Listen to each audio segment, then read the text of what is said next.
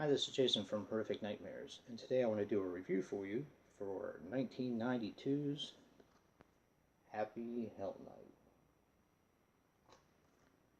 Happy Hell Night clocks in at 87 minutes and is directed by Brian Owens, who also wrote Brain Scan with Edward Furlong, and he was also in a 1975 episode of Mr. Rogers' Neighborhood, which I thought was pretty cool. There is only two notable names in this film.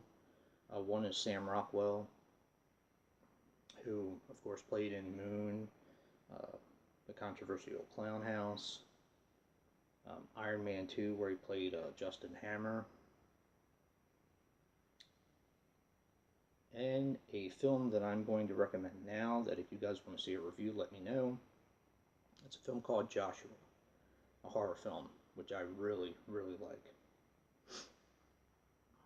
And the other name also has a small role in it, is Darren McGavin, who unfortunately passed away on February 23rd of 2006 at the age of 83. And I'm not sure why. But of course, Darren McGavin was famous for The Night Stalker, The Night Strangler, the Kolchak series, and probably one of my favorite parts that he played. He played the dad from Christmas Story, which is great. Now, one other name to note in this film is Charles Cragen, who plays Malice, which is the bad guy right here. He was in True Lies also. This is a first time watch for me, and I will say this is a pretty good slasher. I was actually quite surprised. It follows the story of a priest. Well, let me back that up a little bit. There's a bunch of college kids who are having a fraternity party, and they start getting picked. Well, they have an initiation where one of the guys who are in the fraternity, his younger brother and a friend of his, has to go and take a picture of a mental patient, which is Malice right here. They accidentally let him out. His friend gets killed, and they basically start getting picked off at the fraternity house one by one.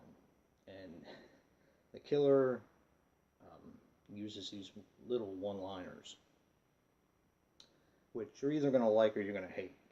I actually kind of liked this movie. I thought it was pretty cool. Like I said, this was a first-time watch for me.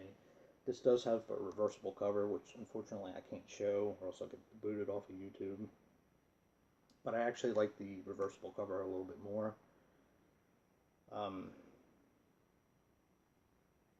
mean, there's nothing spectacular about this film.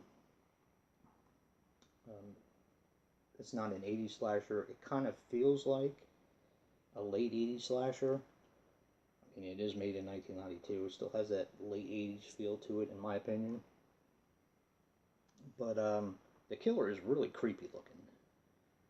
This is a first time watch for me. Not a whole lot left to really say about this film.